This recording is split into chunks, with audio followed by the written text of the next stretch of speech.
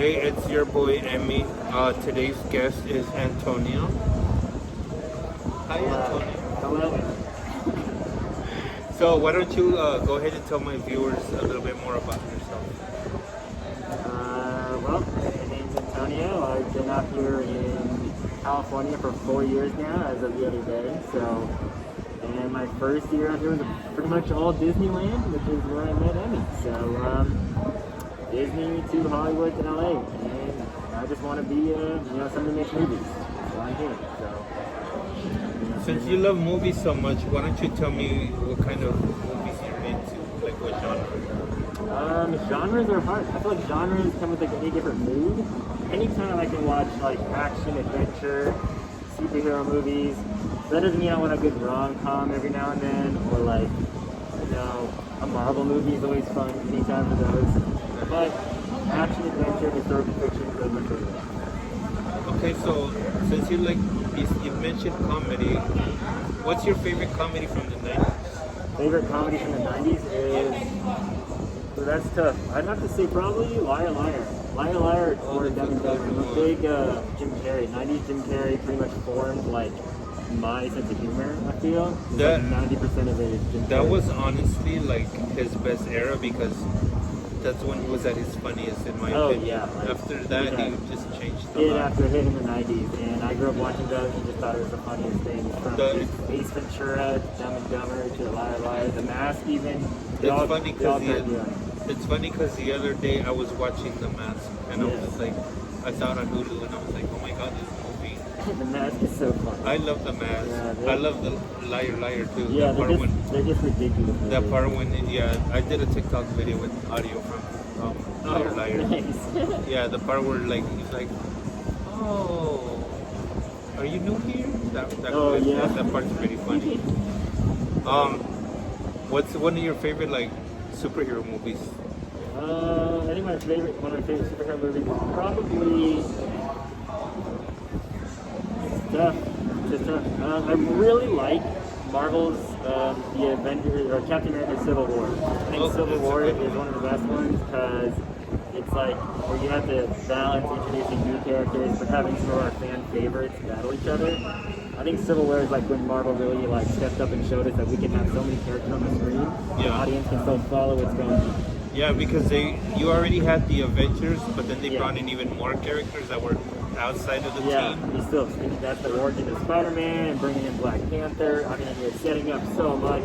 Audience expectations are through the roof. I thought Civil War was just like so much fun to watch. Team Iron Man, Team Cap. And they're even gonna add more to it. Like they're gonna bring in more characters once this pandemic is over. It's driving me crazy. Yeah. Hey, but we're being safe.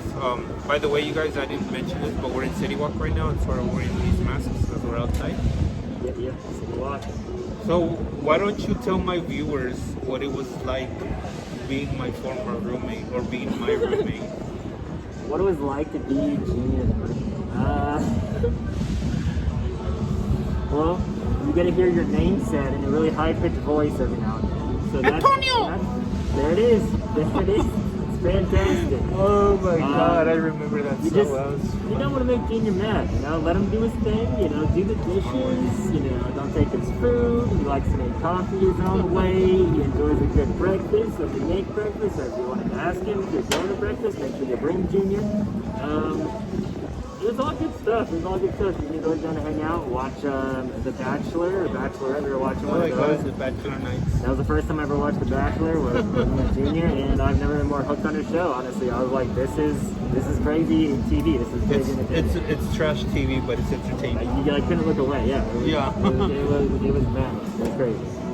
You know what? It's funny, like how you mentioned the coffee thing. I like to do it my way or whatever. I remember how you and Kyle used to always like complain about how my coffee was so strong. Yeah, because this guy puts like 5 scoops for like 2 cups of coffee, and Kyle and I were like, geez, like at the jitters after like 2 sips. So, make sure what can I say? Yeah, it was crazy coffee, that's for sure. I was like, you can tone it down a little bit, just have a nice sip of coffee and ease your way into the day. So, you know that saying, I like my coffee like I like my men. That is fair. That is fair. Understandable. So, do you like horror movies at all? I do Like, love horror movies. I actually love horror movies a lot. I was actually like raised and babysat on like 80s horror movies because Oh my god. my the aunt best. used to watch my brother and I when we were kids, and all we had to watch was like whatever she had on VHS. And there was a whole closet full of like Friday the 13th, Nightmare on Elm Street, the Halloween, The Shining, like all those Pet Cemetery, all the old school horror movies. And my brother and I used to love them. We used to watch them all the time with our cousin. And now I just like love a good horror movie because I feel like it's actually a really hard movie or genre to make a good one.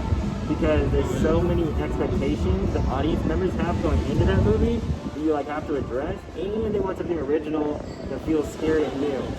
So I feel like it's one of the hardest genres to really nail, like a solid, good new horror movie. Or someone's like, oh, this is just straight to Netflix and this is trash, versus, wow, this deserves the whole franchise. That was pretty good. I want to watch it again.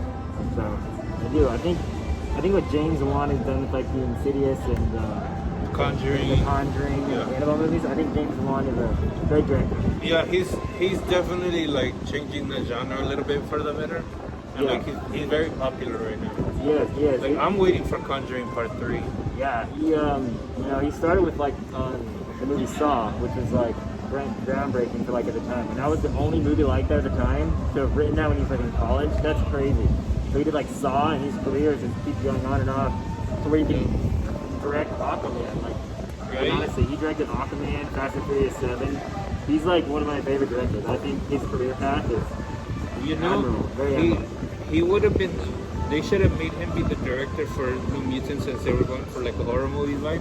Yeah, that And would be Heroes, that perfect, would have yeah. been. He could have really made that really scary. Oh yeah, I mean, that he would have been perfect. He would have been so great. He probably was working on Aquaman at the time, but I mean, he's been doing a lot, so Yeah. he has a lot of like franchises in horror. he does.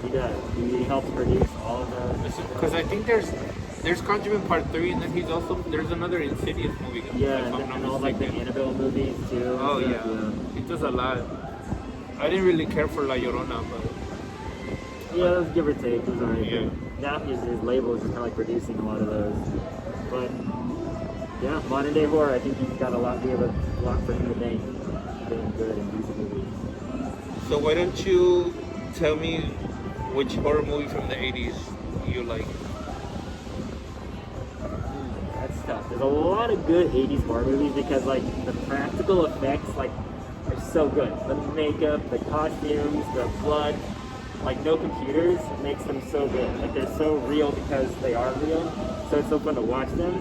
So I think one of the best movies that executes this is the very first Nightmare on Elm Street. Like the very first Nightmare on Elm Street, you have Johnny Depp getting sucked into a bed in a room filled with blood, and you're like, this is crazy. Like how do you do that? If someone asked me to shoot that today, I'd be like, I don't even know how to do that. It would just be all CGI now. Yeah, like her getting like in her nightmare, getting like stabbed, getting all across the ceiling. Yeah. That freaked me out as a kid. I was like, what is happening? How is this happening? It was such a scary moment. I thought it was so good. So well executed. I can always watch the first time on Elm Street. I think it's Wes Craven. You know, That's it's actually so one good. that's one of my favorite horror movies. That's the first movie I seen as a kid. I was like, I think I was 7 or 8 when it Yeah. first came out. That just makes you like, damn, I want to watch horror movies. I remember I was watching it at my cousin's house and I started like crying. Yeah. And my mom was like scolding me like, that's what you get for watching it. No one told you to watch it. Of course, obviously she was saying bad words, but I can't tell you guys that obviously what she really said. But if you're Hispanic, you know. How do you feel about the sequels to? I mean, I like the third one.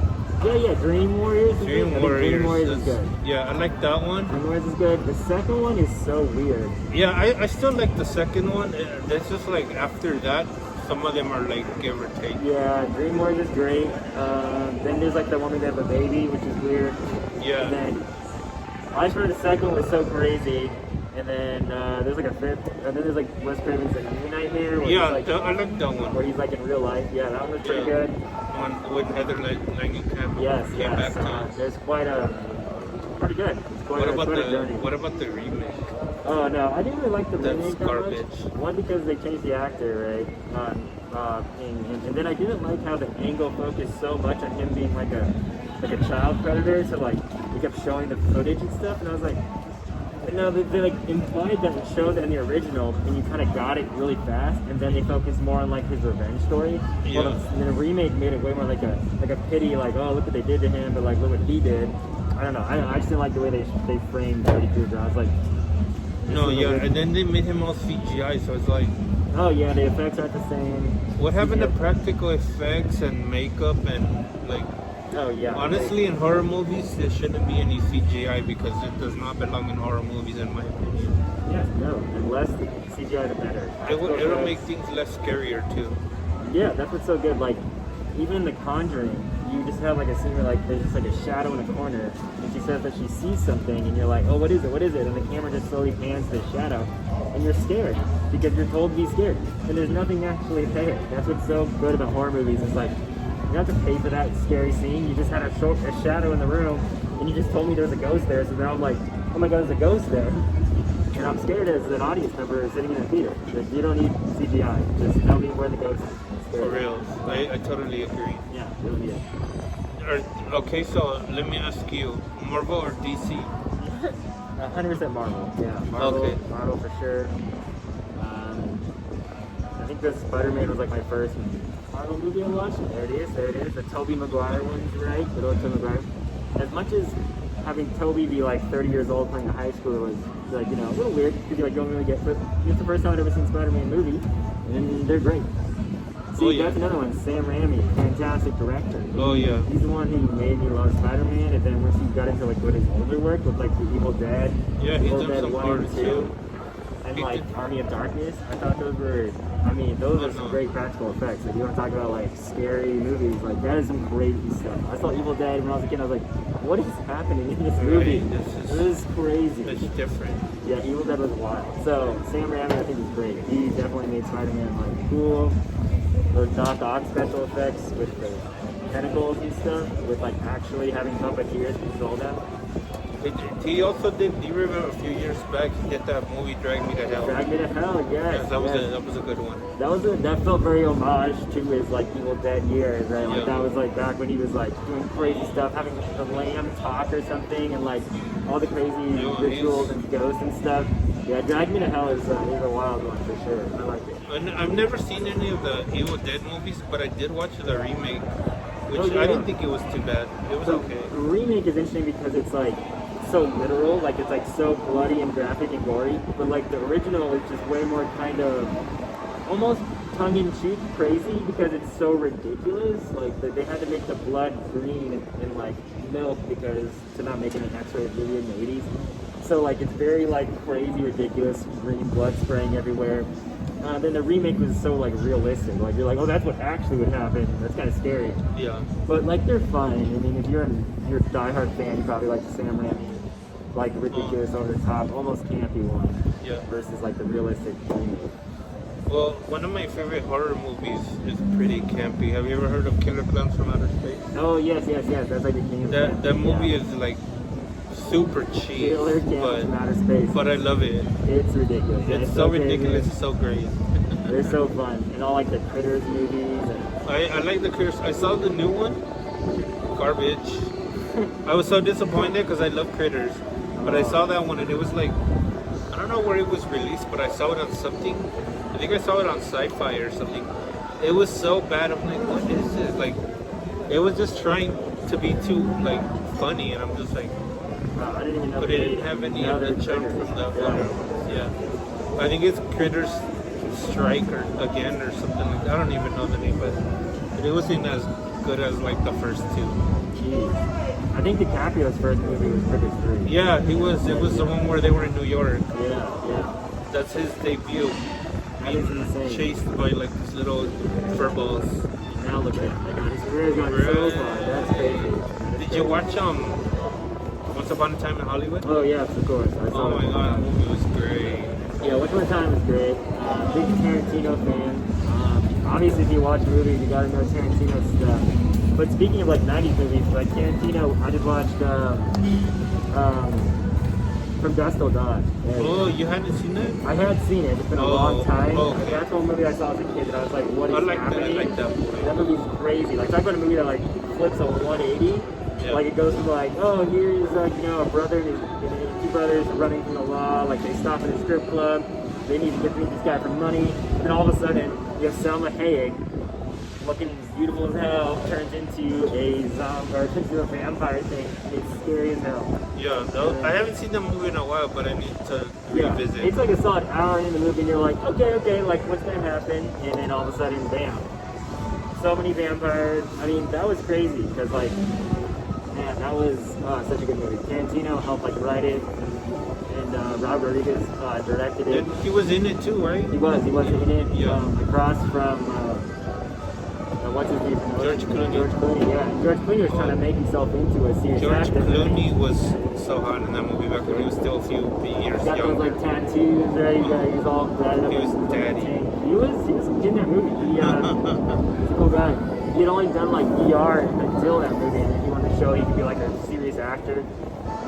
Good stuff. Alright, so it looks like we're just about running out of time. Before we go, do you want to show my audience your tattoo and tell them what it means? Well, I got one here that's like, so you should have put down.